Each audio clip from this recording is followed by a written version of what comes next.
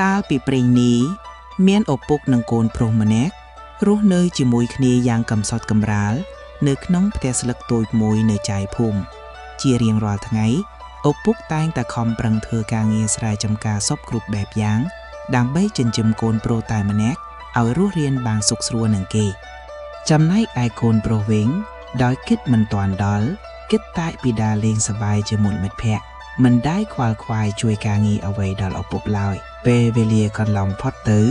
ឪពុកកាន់តែចាស់ជរាទៅហើយក៏ធ្លើកខ្លួនឈឺធ្ងន់ជាទម្ងន់ដេកលើគ្រែមិនអាចធ្វើអ្វីបានទៀតនោះក្រោយមកឪពុកក៏បានចែកឋានទៅមុននឹងស្លាប់ឪពុកបានខ្សឹបប្រាប់កូនថាកូនអើយពុកបានកប់មាសទុកក្នុងស្រែយើងបើកូនចង់បានចូលកូនខំជាគ្រូចោះបន្ទាប់ពីបន្សល់ទុកបណ្ដាំរួចឪពុកក៏បានលាចាក់លោកទៅចៅកូនប្រុសឲ្យនៅម្នាក់ឯងដោយសារក្តីស្រេកឃ្លាននិងចង់បានមាសចៅមីក៏ចាប់ផ្ដើមកាន់ចប់ទៅជាក្តីស្រែកគ្រប់កន្លែងតាមបណ្ដាំឪពុករបស់ខ្លួនបានណែនាំគេជាក្តីតាំងពីព្រឹកទល់ល្ងាចពីមួយថ្ងៃទៅមួយថ្ងៃជីកសពផ្ទៃស្រែទាំងអស់តែនៅតែមិនឃើញដុំមាសដោយដែលឪពុកថាសោះដោយឃើញដីដែលខំជីករួចហើយមានសភាពល្អទំនងជាអាចដាំដុះបានគេក៏ស្ដាយដីរួចសម្រេចចិត្តយកគ្រាប់ស្រូវមកដាំលើដីនោះវិញពីមួយថ្ងៃទៅមួយថ្ងៃគេខំដងទឹកស្រោចស្រាប់និងដកស្មៅយ៉ាងយកចិត្តដកដាក់ហាក់ដូចជាថែទាំកំណប់មាសពិតៗ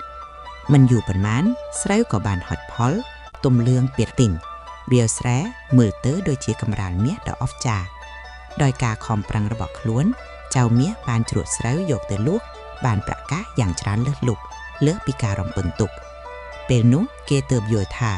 មាសដែលឪពុកប្រាប់គឺជាផលនៃការខិតខំដែលបានមកពីញើសឈាមខ្លួនឯងគេបានយកប្រាក់ទាំងនោះទៅសង់ផ្ទះថ្មីដ៏ស្អាតនិងទិញគោក្របីមកជួយការងារស្រែចម្ការថែមទៀតដើម្បីសម្រួលដល់ការធ្វើស្រែចម្ការទោះយ៉ាងណាចៅមាសមិនភ្លេចខ្លួនទេគេតែងតែយកអាហារនិងប្រាក់កាសទៅចែកជូនអ្នកក្រីក្រខ្សត់ក្នុងភូមិជានិច្ចបន្ទាប់ពីនេះគេបានធ្វើបុណ្យទានយ៉ាងធំដុំដើម្បីឧទ្ទិសកុសលជូនដល់វិញ្ញាណក្ខន្ធឪពុក